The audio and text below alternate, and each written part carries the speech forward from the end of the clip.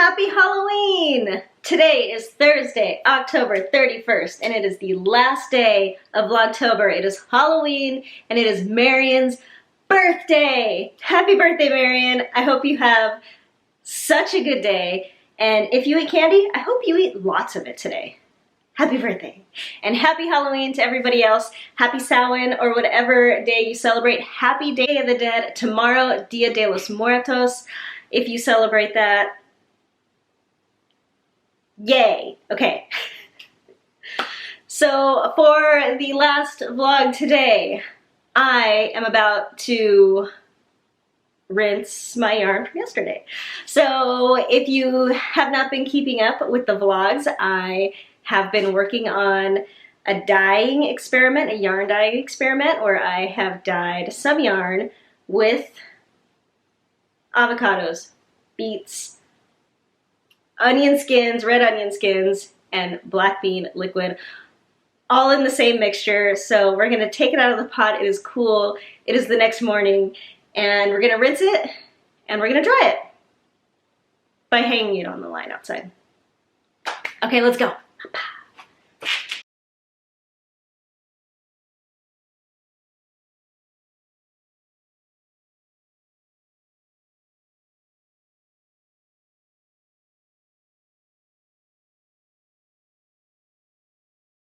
Okay, it is done. I took it out of its dye bath, and the water that was left was a really muddy, like kind of honey brown, and it was really light in color.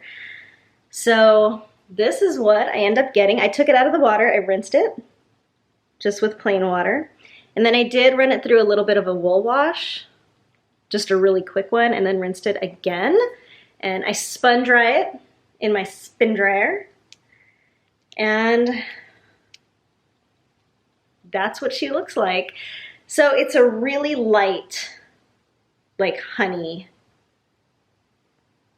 kind of dirty blondish brown, which I'm actually really surprised by. I was kind of not, I'm wearing this stupid bracelet. It got caught in my yarn. Ah! Okay, I better take this thing off. There we go. So I am surprised at the color, even though I was trying to keep my expectations really, really low. And not low expectations, but you know what I mean. I was trying not to expect anything. But when I first, you may have seen this in the video from yesterday, when I first dipped the bare yarn into the bath, it was like deep maroon, like blood red, really dark. And then it just turned into this over time. Now that could just be how it happens. I don't know. I don't know. But I do have to wonder if when I put the mini skein in, which had been in some different water with a different dye extract in it, one that I couldn't see because it was so minuscule in amount, but I wonder, but it had been in the water with that other extract, and I do wonder if putting that in with this stuff somehow changed the color, because chemical reactions in a dye pot, especially when you're working with materials from nature rather than like chemically produced or lab produced materials, dye materials, chemical reactions can be weird, you know what I mean? So I don't know, maybe that happened. I honestly didn't notice if the color changed significantly before or after that event. It just changed at some point when I took the lid off, and I was like, whoa. So it's cool, I like it. So I've got my DK here, a mini skein with sparkle in it here, which I was kind of excited about, doing a sparkle base with the natural dye. And then I've got just some sock yarn. So I'm gonna let it hang dry outside. It's sunny today, and then we'll see what happens with it. I don't know what I'm gonna do with it yet. We'll see. It's a really nice color, but it is not what I was expecting. But I think that's not that weird for a first natural dye experiment. So let's go hang this bad boy up. It looks good. I think it looks really nice. Hooray!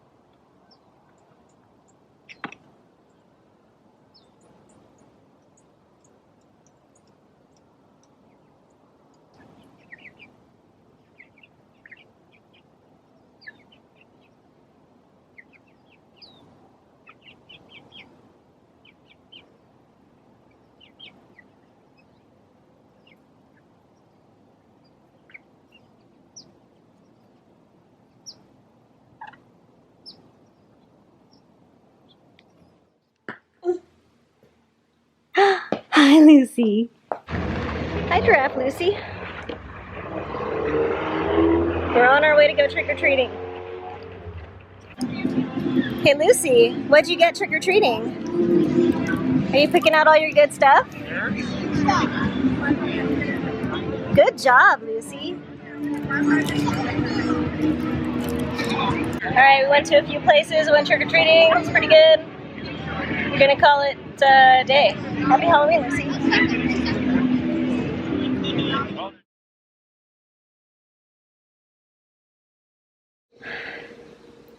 Poe Thursdays.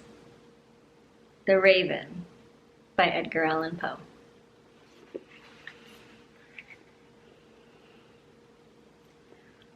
Once upon a midnight dreary, while I pondered, weak and weary, over many a quaint and curious volume of forgotten lore.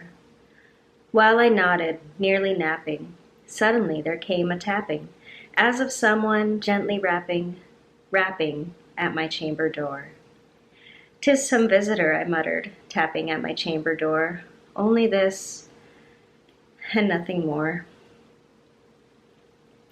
Ah, distinctly I remember it was in the bleak December, and each separate dying ember wrought its ghost upon the floor.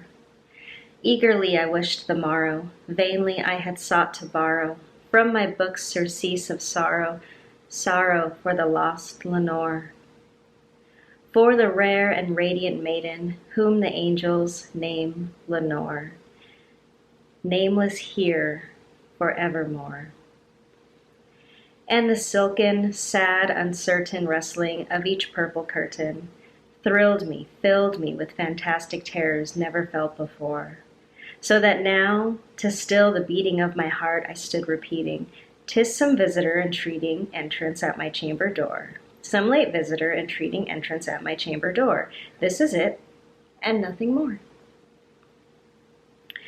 Presently my soul grew stronger, hesitating then no longer. "Sir," I said, "or madam, truly your forgiveness I implore, but the fact is I was napping, and so gently you came rapping, and so faintly you came tapping at my chamber door, that I scarce was sure I heard you. Here I opened wide the door, darkness there, and nothing more." Deep into that darkness peering, long I stood there wondering, fearing, doubting, dreaming dreams no mortal ever dared to dream before. But the silence was unbroken, and the stillness gave no token, and the only word there spoken was the whispered word, "Lenore?" This I whispered, and an echo murmured back the word, "Lenore." Merely this, and nothing more. Back into the chamber turning, all my soul within me burning, soon again I heard a tapping somewhat louder than before. "Surely," said I, "surely that is something at my window lattice. Let me see then what thereat is, and this mystery explore. Let my heart be still a moment, and this mystery explore. 'Tis the wind, and nothing more." Open here I flung the shutter, when with many a flirt and flutter, in there stepped a stately raven of the saintly days of yore. Not the least obeisance made he, not a minute stopped or stayed he, but with mien of lord or lady, perched above my chamber door, perched upon a bust of Pallas, just above my chamber door, perched and sat, and nothing more.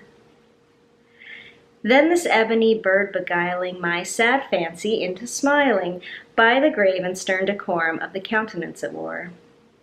"Though my crest be shorn and shaven, thou," I said, "art sure no craven, ghastly grim and ancient raven, wandering from the nightly shore. Tell me what thy lordly name is on the night's Plutonian shore." Quoth the raven, "Nevermore." Much I marveled this ungainly fowl to hear discourse so plainly, though its answer little meaning, little relevancy bore. For we cannot help agreeing that no living human being ever yet was blessed with seeing bird above his chamber door, bird or beast upon the sculptured bust above his chamber door, with such a name as Nevermore. But the raven, sitting lonely on the placid bust, spoke only that one word, as if his soul in that one word he did outpour. Nothing farther than he uttered, not a feather than he fluttered, till I scarcely more than muttered, "Other friends have flown before, On the morrow he will leave me as my hopes have flown before. Then the bird said, nevermore. Startled at the stillness broken by my reply so aptly spoken, doubtless, said I, what it utters is only stock and store, caught from some unhappy master, whom unmerciful disaster followed fast but followed faster, till his songs one burden bore, till the dirges of his hope that melancholy burden bore, of never, nevermore. But the raven still beguiling all my fancy into smiling, straight I wheeled a cushioned seat in front of the bird and bustin' door. Then upon the velvet sinking, I betook myself to linking, fancy unto fancy thinking, what this ominous bird of yore, what this grim, ungainly, ghastly, gaunt, and ominous bird of yore meant in croaking, nevermore. This I sat engaged in guessing, but no syllable expressing, to the fowl whose fiery eyes now burned into my bosom's core. This and more I sat divining, with my head at ease reclining on the cushion's velvet lining that the lamplight gloated o'er, but whose velvet violet lining, with the lamplight gloating o'er, she shall press, nevermore. Then methought the air grew denser, perfumed from an unseen censer, swung by seraphim whose footfalls tinkled on the tufted floor. Wretch, I cried, thy Goth hath lent thee, by the angels he hath sent thee, respite, respite, and nepenthe from the memories of Lenore. Quaff, oh quaff this kind nepenthe, and forget this lost Lenore. Quoth the raven, nevermore.